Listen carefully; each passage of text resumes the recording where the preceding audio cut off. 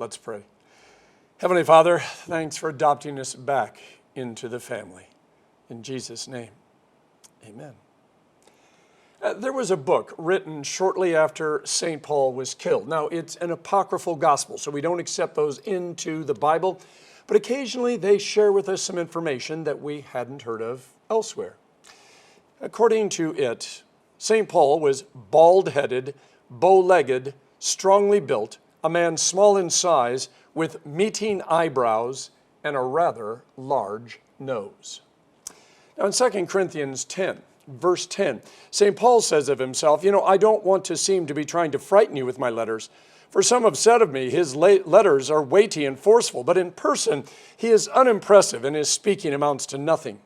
But such people should realize that what we are in our letters when we are absent, we will be in our actions when we are present. And Paul finishes the chapter by saying, I don't speak highly of myself, but Jesus does, and that's what counts. So Paul used to be called Saul, and it wasn't uncommon in those days to have both a Greek and also a Hebrew name. It wasn't also uncommon for you to have your name changed after some special experience. And I would think that getting knocked off your donkey and blinded by a light and discovering that the Jesus who you called a myth is not a myth and actually wants you to go to work for him, I'd call that a life-changing event. And so Saul becomes Paul. Frederick Buechner wrote, Paul never in his life forgot the sheer lunatic joy and astonishment of that moment. He was blind as a bat for 3 days afterward, but he made it to Damascus anyway and was baptized on the spot. He was never the same again. And neither, in a way, was the world. Paul often got so carried away, his grammar went totally out of whack. Infinitives split like atoms.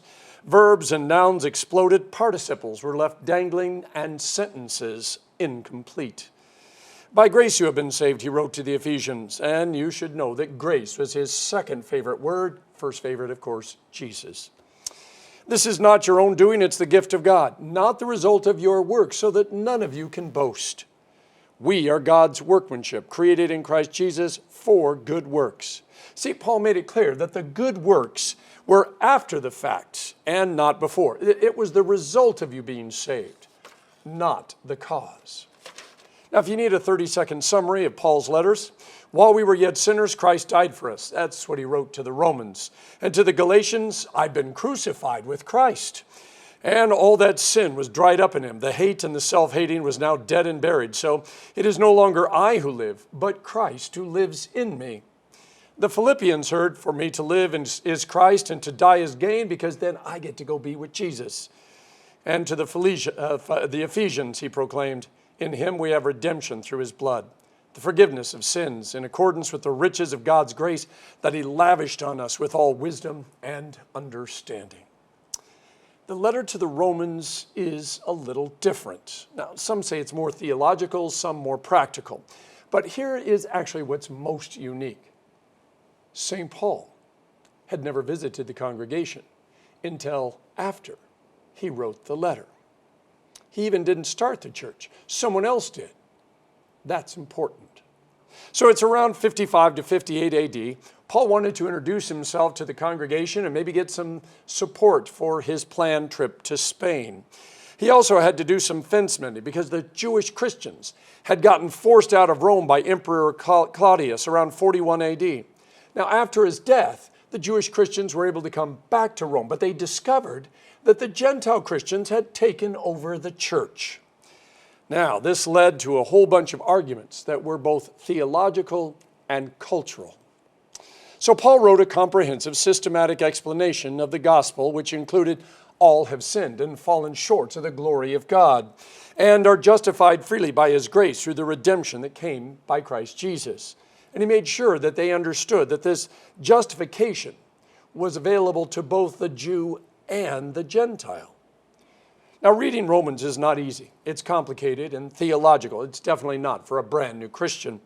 Pastor friend said, reading Romans is like spending a delightful evening with a computer manual or a government report. And we all know people who would love to do that.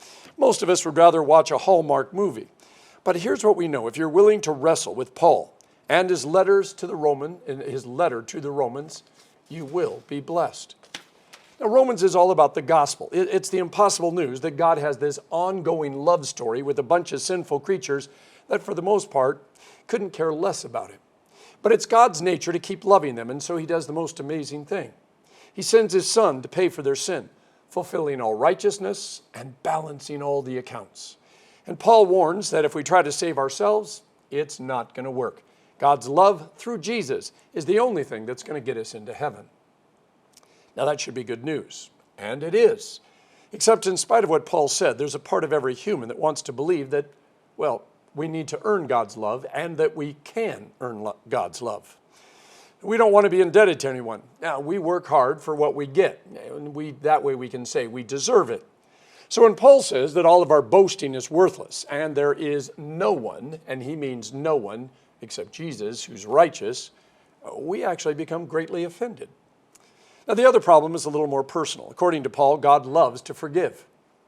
Since we like to sin, it seems like a win-win for both of us.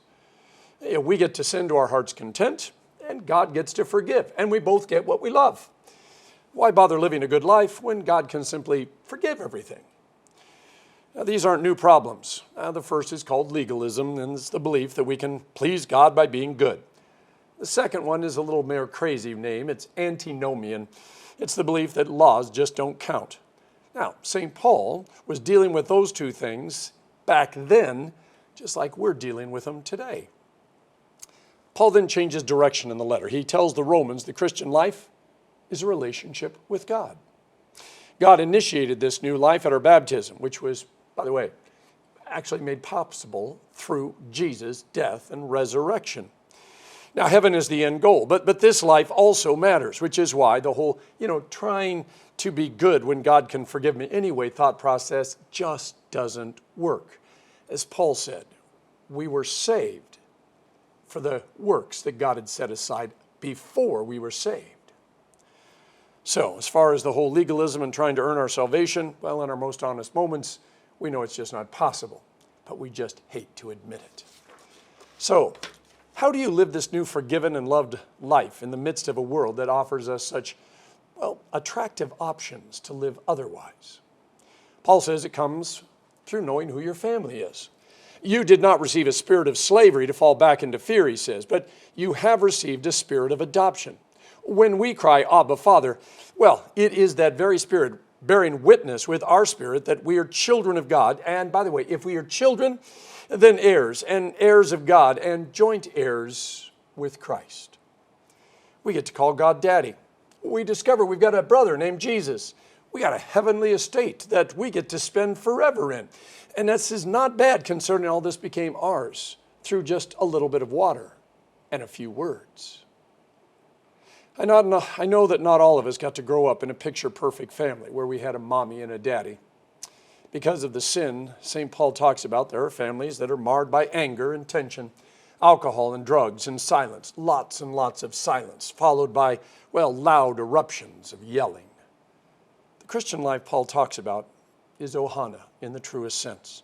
Now, Abba, not to be confused with the Swedish band, is Aramaic for papa or daddy, whatever you called your dad in those most intimate, loving moments.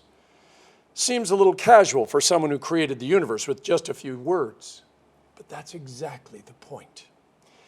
You see, Jesus is the one who told us to call God Abba, Father.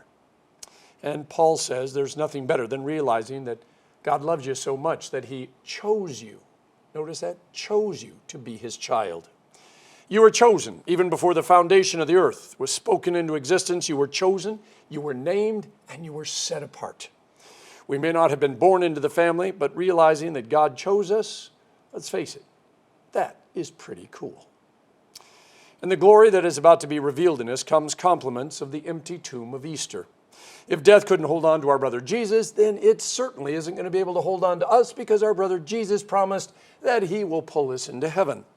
If turns out that our inheritance is not just a new family, but also getting to live in heaven forever and ever. And by the way, heaven is not messed up like this earth. Nope, all the family problems and politics and the hoo-hoo is, it's all been forgiven and forgotten. That's what makes it heaven. Well, actually what makes it heaven is being in the presence of God. But when you're in the presence of God, everything else just works. Paul does add a caveat, though. We become joint heirs with Jesus by suffering with him so that we may be glorified with him. Now, please notice, this is not conditional, as in, well, if you put in enough time suffering, or if you suffer enough, then you get the glory. No. No, this is indicative. And what Paul's saying is, this suffering is part of the life of a Christian. You see, because we're children of God, and the world doesn't understand us, and Satan is fighting against us, well, there will be bumps and bruises and a few black eyes. In fact, some will actually be asked to give up their life for the sake of the gospel. But Paul says the glory to be revealed is so much more better that you won't remember or care about any of the suffering anymore. We're members of a strange but wonderful family. We're unique and unreproducible, which is why the culture works so hard to conform us back to their way of thinking. See, Satan's evil plan is for us to give up on God and his promises, to give in to the sin that so easily entangles, and let's face it, we enjoy. And we trade our eternal life in heaven for a few so-so years on this earth. But he makes it seem like this earth is all there really is. The culture we live and move and have our being in seeks conformity. It wants us to buy into a lie that says that wealth and power and success are the only things that matter. Those, which by the way, culture defines, give us our identity. He who dies with the most toys wins, but he still dies. That's the catch. Our identity goes back before there was anything here, when God formed us and breathed the Spirit into us and created his image. And death, well, let's face it, death is just our ticket home to heaven. Death is still not a friend. It's still the enemy. But God uses it to bring us home. This is why we gather each week. We remember things that we said and did that, well, weren't very nice, weren't very loving. And we admit them to God right here in front of everybody else. And we hear the forgiveness of the Father. And then we set about strengthening and encouraging and praying for one another and being there for one another. See, being a family is not easy. I mean, there are so many differences and demands. And let's face it, moments when we're just ready to give up because they just don't get it. But then we taste the wine and the bread.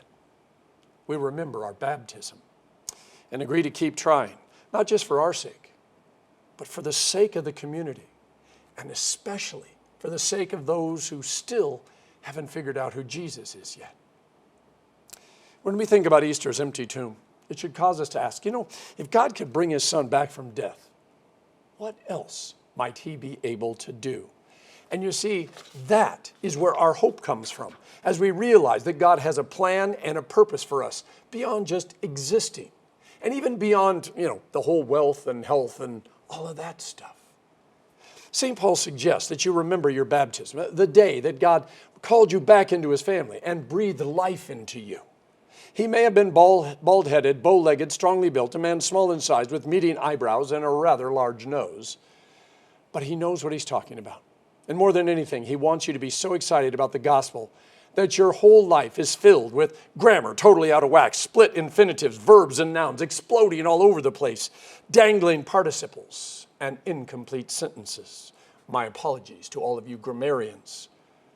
You see, all of that is because your life in Jesus is just like that parable that Jesus told in our gospel lesson, where you're out mowing the lawn and you discover a suitcase full of cash with your name on it and a little note that says, "Love Jesus." And then you get to be the most generous, loving, forgiving, life-filled person in the whole world. And the world wants to know why. In the name of the Father, and of the Son, and of the Holy Spirit. Amen.